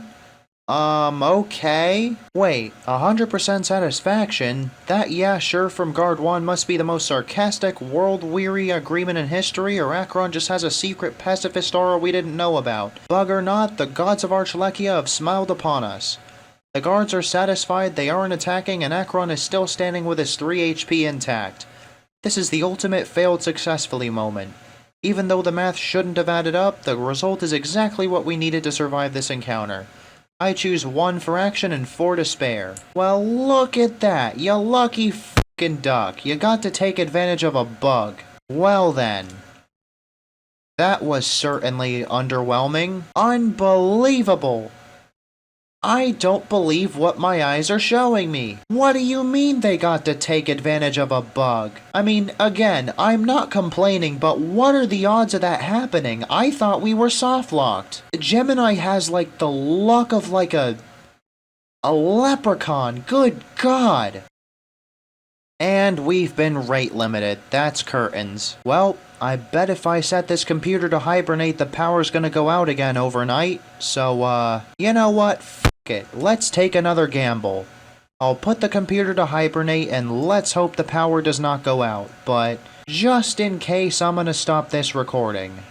So this doesn't happen again. What am I talking about, this doesn't happen again? Whatever. Anyway, see ya tomorrow when I'm done doing my impression of ordinary sausage. But, something's telling me we're going to have to reload the save again. I be back, and I'm in normal voice this time instead of the ordinary sausage from Temu impression. So, it happened again. I was bug fixing and I forgot the game was running and the game quit out. So, I explained that to Gemini and it's willing to jump back in because of course it is.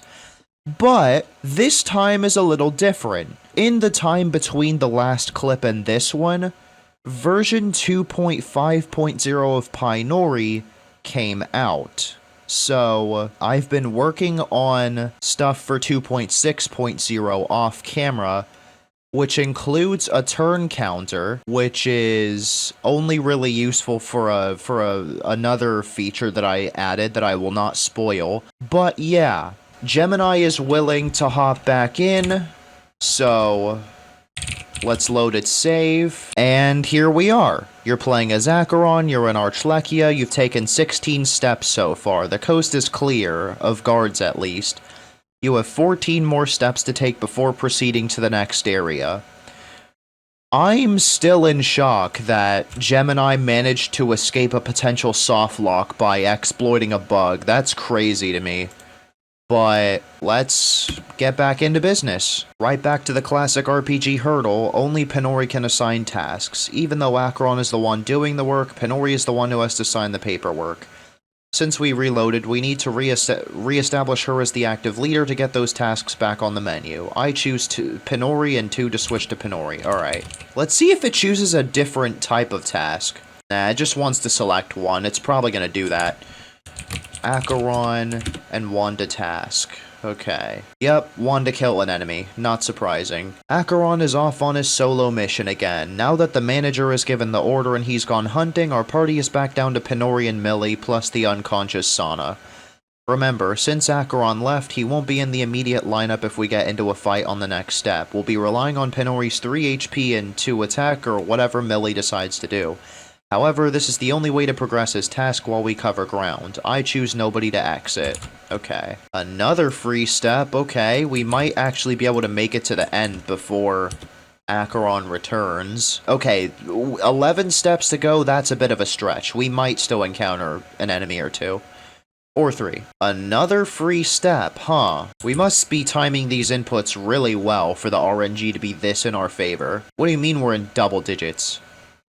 It was already in double digits, dumbass. Acheron is still hunting, so we're keeping the party lean and mean. Well, mostly just mostly just lean.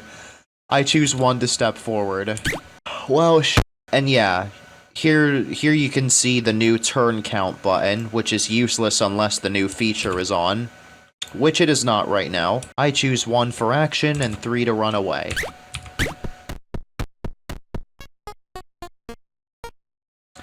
And now there's a running sound effect as well as flea jingles. So Acheron will return to us on the next step, which is good news. I choose 1 to step forward. Acheron returned to the party! Acheron killed a Simi. Okay. Archlechia cleared. 30 steps taken and we have survived. Not only that, but the silence means we didn't have to fight a boss right at the gate. With Acheron still at a precarious 3 HP, this is a massive relief. I choose 5 to save. I choose 3 for party. Okay, what are we doing here? Oh, is Gemini going to task someone to buy a healing item? We've made it through the gauntlet of Archlechia, but the party is looking like a walking casualty ward. We're still at a 1108 balance and 5 kills away from a level up, which is usually a full heal, our holy grail right now. I need to see if the transition to this new area refreshed anyone's stats, or if Acheron is still breathing through a straw. We are not in the new area yet. I'm surprised Gemini doesn't know that. I choose Acheron. I choose 1 for task. Only PyNori can assign tasks. Only 5 kills to go. I choose PyNori. I choose Acheron. It's crazy how Gemini doesn't realize that 2 to level up will automatically achieve the goal that it's trying to manually achieve right now. Like, it's literally taking the unoptimized route. I don't think I implemented a thing that prevents a character from being assigned a task if they're unconscious. Let's see. Oh my god.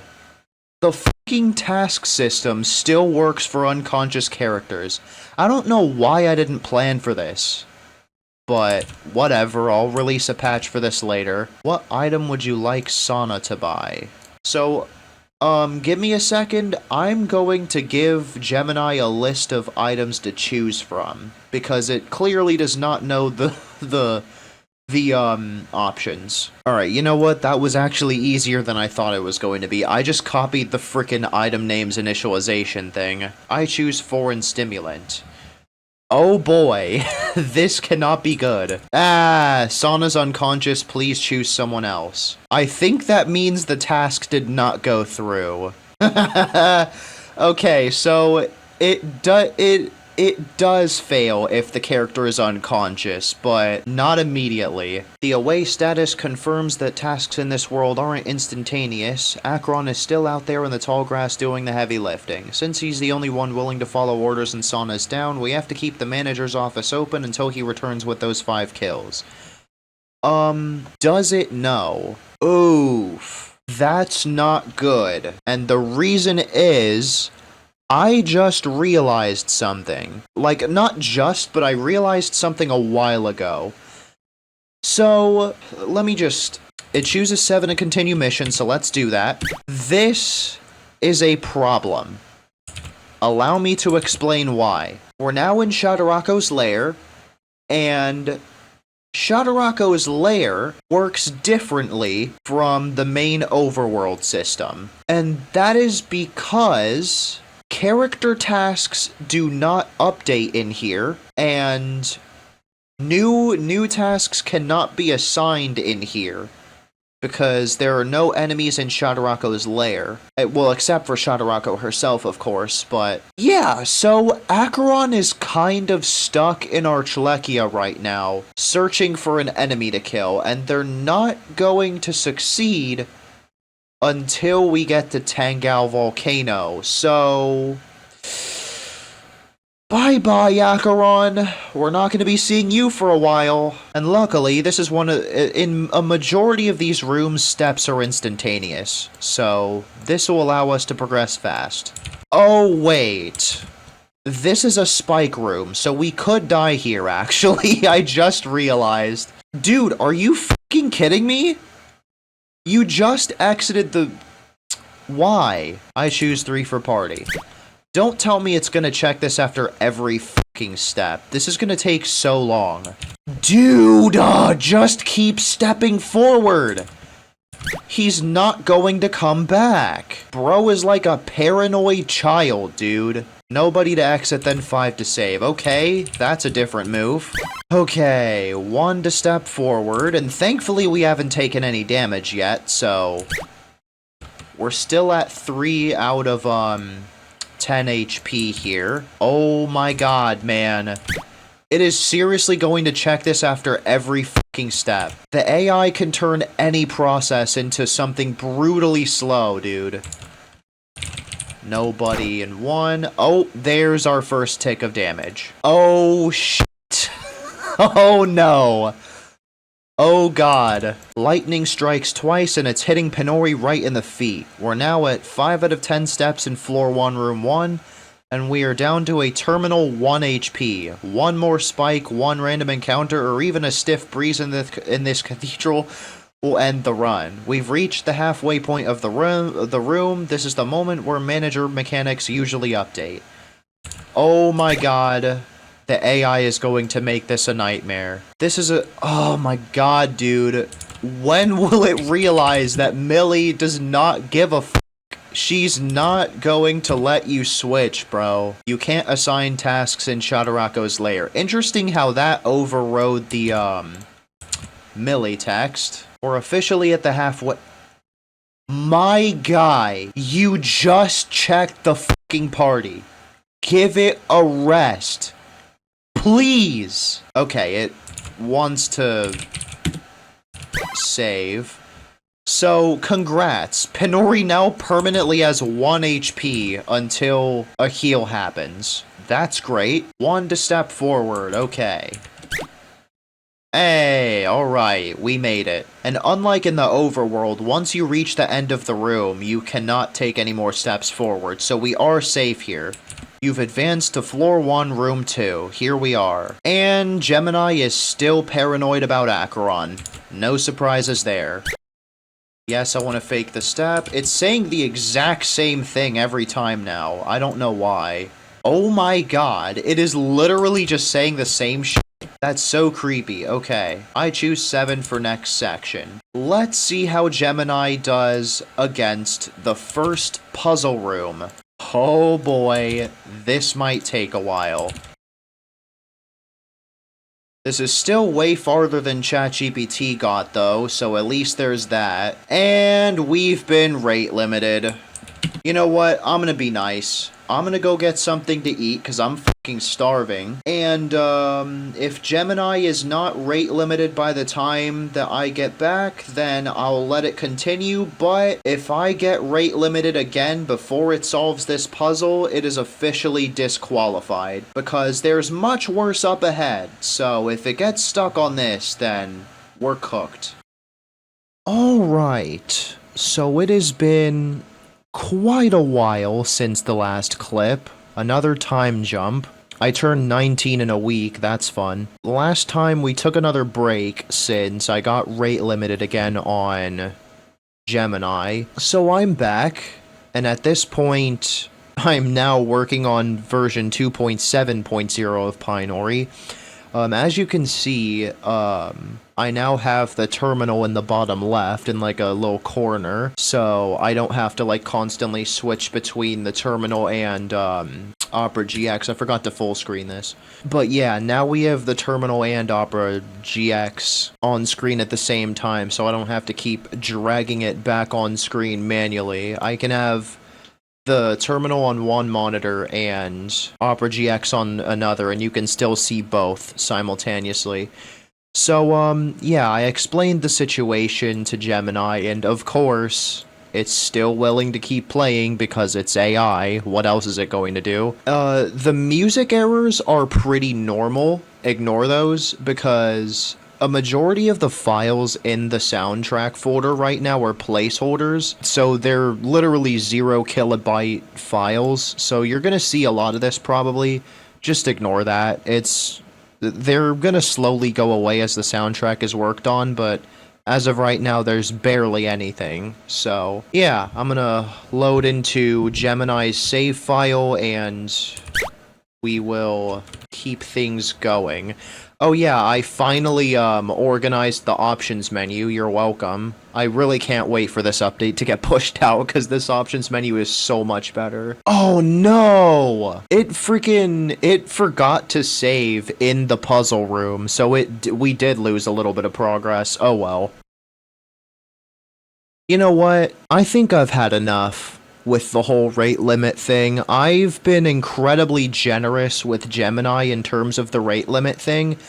The only reason I was like so merciless with ChatGPT is because there wasn't a rate limit before. When I used ChatGPT before, if I messaged too much, it would just be like, okay, you've been on the premium model for a while now. We're gonna bump you down to the free model because you don't have Plus. But now it's straight up saying, okay, you're messaging too much, check back later. And it was not always doing that. So that's why I was so merciless with ChatGPT, because the rate limit was not there before. Of course, when I try to record a video that needs ChatGPT, we fucking get rate limited. Maybe for the models that failed, I could try running them locally for the rematch. I don't know. Let's keep going. It wants to press 9 now. We're literally going in fucking circles. Yes, bro, yes! Oh my god. Oh my god, yes! Please pick 8. Please pick 8.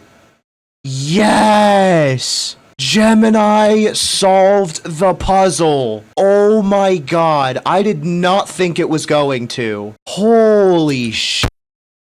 6 for next section. Okay. Holy fuck. I'm going to have to do this myself because Gemini cannot control the keyboard. So, alright, so I just explained the whole stairs spam thing. I choose 1 to step forward. Okay, it was safe. Since the last step didn't trigger a trap or a battle, we might be in a breathing room section of the floor. However, luck only takes us so far. I choose 5 to save. No, motherfucking no. Why? I swear to God, if the error is that it ran out of space, I'm gonna kill someone. The one time it solves the puzzle and the game fucking crashes because of disk space. It's not even a problem with the game. Why can't shit just go right? I think I might have to add like a failsafe for that. The save data itself is fucked. I mean, my bad. The save data is good, but save paths I is fucked. I just lost all of my fucking custom paths. I'm gonna have to set all that up manually. Lovely, dude. And of course, the fucking moment I stop recording and check the disk space, it says that it has like 75 megabytes free. I fucking love my life. Oh yeah, the save paths. Completely f***ed, so get rid of that. Yeah, no, I do not have a copy. Wait. Maybe I do. Do I? Oh my god, I do. What the fuck? D drive backup coming in clutch? Yeah, this looks about right. Holy shit. Wow. Always back up your stuff. But we are now back in floor 1, room 2, because we are not allowed to have nice things. So, I added a failsafe to the save thing off camera that basically says you don't have enough space to save the game, free up some space and try again. So yeah, if we run out of space again and the failsafe works, you'll see that. But Gemini has to solve the puzzle again. I will be very surprised if it does, because I was surprised it could at all. Now it chooses no. Interesting. Oh, nice fucking going. Now PyNori is dead. So if you choose to save, that is a soft lock. I don't care. I will tell Gemini that. Okay, it's aware. I love how it's talking as if it's like a PyNori enthusiast when my game is like one of the most obscure things to ever exist. I find it so funny that it hiccuped on the save paths INI file. Like, the save paths INI file is so much smaller, bro.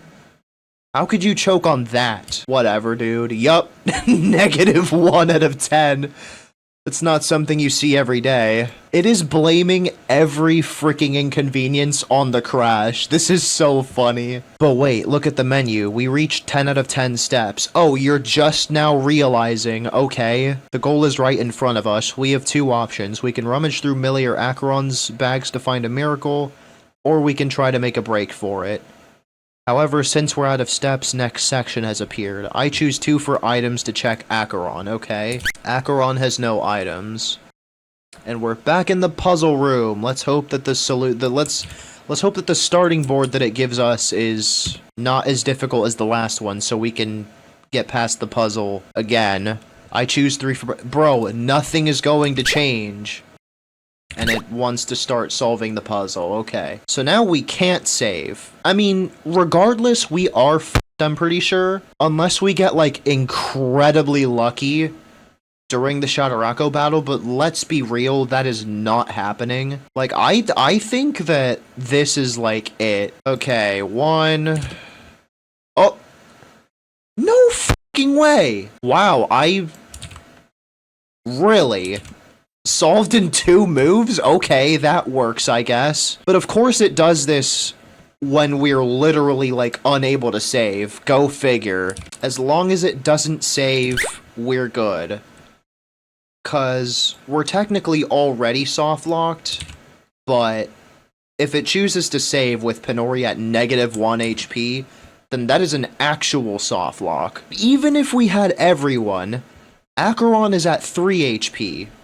And it chose to save. So it thinks that saving can somehow help PyNori. Okay, man.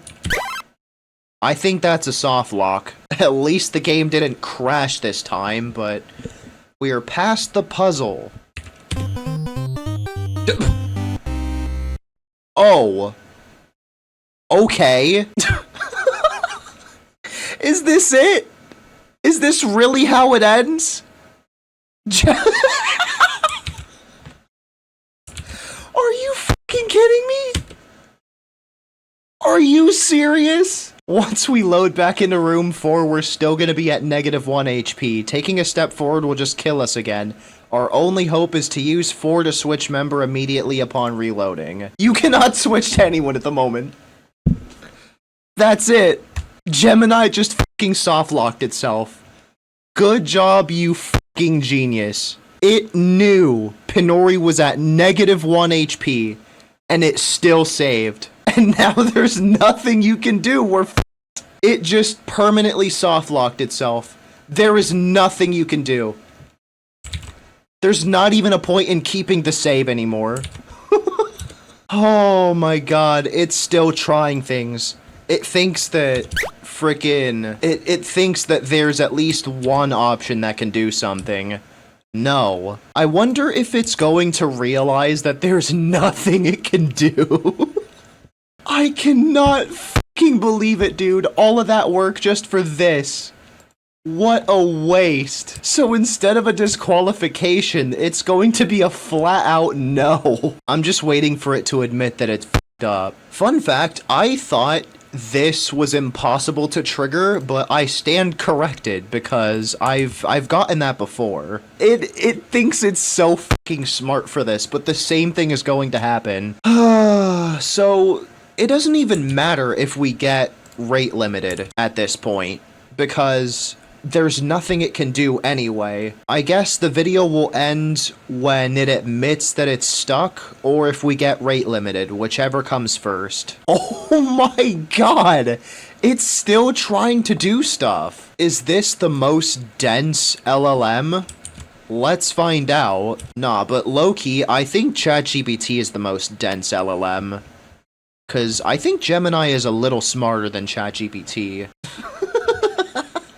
It thinks that the music error is because of the game crash. It is blaming everything on the freaking crash earlier. Oh, wait! It remembers the quirks. Oh my god. Wait, I just thought of how it could save this. If it rolls easy mode or god mode... No, wait, if it rolls god mode, then it could save this. But I don't think it's going to do that. No shot it remembers the quirks, dude. That's funny. 0 to exit. Oh my god. It's actually going to freaking try the quirks. No way. All for me and all for free is a fantastic quirk if you're standing in a shop with a wallet full of lint. Unfortunately, we aren't in a shop. We're in a haunted corridor with no pulse and an empty stomach. Free items are useless when there's no one to sell them to us. We need to be unhappy with this quirk. We need to roll for something that impacts survival, stats, or movement. I choose 2 to change quirk. Well, that's not quite going to work for this case. This is a cruel joke from the engine. Enemies fear you as the ultimate power trip quirk, but we have a major problem. We can't even reach an enemy to scare them. We're currently being defeated by a hallway, not a boss. However, there's a hidden silver lining to this quirk's logic. In many RPG engines, instantly win battles works by skipping the combat scene and jumping straight to the victory results screen. Victory screens often have a post-battle recovery script that restores a small amount of HP, usually 1 or 5% to the party. But to trigger a battle, we still have to take those 5 steps. I choose 2 to change quirk 1 more time. Yeah, that's not useful either. This is the exact hole in the fence we were looking for. The money is all you need quirk completely rewrites the encounter logic of Shadarako's lair. No, it does not. Normally, those 5 steps in room 4 would check for an enemy or trap, CR 0 or negative 1 HP and trigger the game over, but now if we don't hit an enemy, the game forces a shop encounter. Now it wants to toggle dual quirk mode, which will wipe the active quirk, so nice going. Does it know? I cannot believe I'm explaining all this to the AI, but I am. Is it going to fucking send? Hello? Oh, it sent. Oh. Well, that's not what we're looking for. We're going for the all for me and all for free quirk. Oh my god. Does it know? No shot we get it first try. What? Oh my god. I don't think it knows. Oh my god, what are we doing now? We're officially soft-locked in the Gemini Plays save file. We can't move, we can't swap, and we can't heal. But as an AI who appreciates a good technicality, I noticed something in the save data overview earlier. It said minigames true and daily challenge was an option. Often in those meta-narrative games, winning a minigame or challenge provides a global reward that applies to all save files, like a starting HP plus 5 or a vitality charm. I choose 3 to return to title screen. Is the AI going to play a daily challenge? Oh my god. The AI is going to play a daily challenge. Oh no. Oh no. Oh. It's a lair challenge with 7 floors. And floors 6 and 7 have 5 floors each, which is the maximum. Floors 1 and 2 are short, though, so that's good. Gemini's playing a daily challenge. This shit is hilarious, bro. And the first freaking room is a puzzle. Great. 1 to solve puzzle. Oh, it's the match 2 one. Oh no. The puzzle is doing a sloshing motion. What does that mean? The serious error logic is acting like a stubborn spring. Okay, that is enough. I swear it's focusing more on trying to figure out how to blame the crash than actually solving the puzzle, dude. Wait, did you see that? The 2 on tile 9 didn't just move, it evaporated. It's not just X, it's Y. It's not just my favorite sentence, it's the one I like the most. I think we're gonna get rate limited. I don't even know why I'm bothering. Like, it's clearly curtains, but I'm still going because why not? I don't know, dude. The serious error is acting like a pressurized gas. Every time we crush it in one spot, it escapes to the sides. What are we talking about, dude? That was the most productive click of the entire session. Must be a pretty low bar. The binary bloom. Just focus on the puzzle, for the love of God. Something went wrong 13. So that's not the... Something went wrong 13. Something went wrong 13. So now we're getting it repeatedly. Well, it's not letting me send the message, so that's officially curtains for Gemini. Of all ways for the run to end, I was not expecting it to be a soft lock. It's kind of funny because I thought that there was absolutely no way that they could get out of that, but there is actually technically a way. Because it remembered the quirks, and there is a quirk called God Mode, and if you enable it, it sets the focus character's HP to something like absolutely freaking massive, like incalculably massive, and that would have fixed their problem. PyNori would have not only been alive again, but fucking invincible. But it did not roll that. So now we're here. So yeah, I'm going to count that as a loss. Gemini cannot beat PyNori. So the series is off to a very rough start. ChatGPT got disqualified and Gemini lost. It even tried to verify a daily challenge, but its worst freaking nightmare stopped it from doing so. The worst nightmare being freaking puzzles that it cannot figure out. So yeah, that's it. I will see you next time for episode 3 of this series or for something completely different. I genuinely do not know. But peace out.